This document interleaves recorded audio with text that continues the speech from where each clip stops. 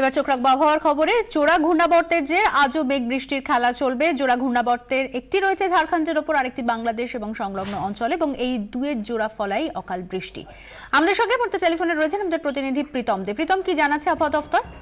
দেখো, এখনো পর্যন্ত আলিপুর আবহাওয়া দপ্তরের রেকর্ড অনুযায়ী 42.0 মিলিমিটার বৃষ্টি হয়েছে এবং মিনিমাম টেম্পারেচার, সেটা সর্বনিম্ন তাপমাত্রা 20.1 এবং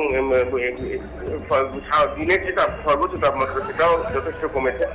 জোড়া যে ঘূর্ণাবর্ত তার যে জের সেটা কিন্তু আজকে কালকেও থাকবে এবং তার জেরে আংশিক মেঘলা আকাশ থাকবে এবং মাঝে মধ্যেই বৃষ্টি হবে, বজ্রবিদ্যুৎ সহ বৃষ্টি হতে পারে। এবং যেটা জানা যাচ্ছে দক্ষিণের দিকে অর্থাৎ উপকূলবর্তী অঞ্চল, কলকাতা, হাওড়া, হুগলি, দক্ষিণ চব্বিশ পরগনা, এইসব জেলাগুলিতেই বৃষ্টিপাতের সম্ভাবনা রয়েছে।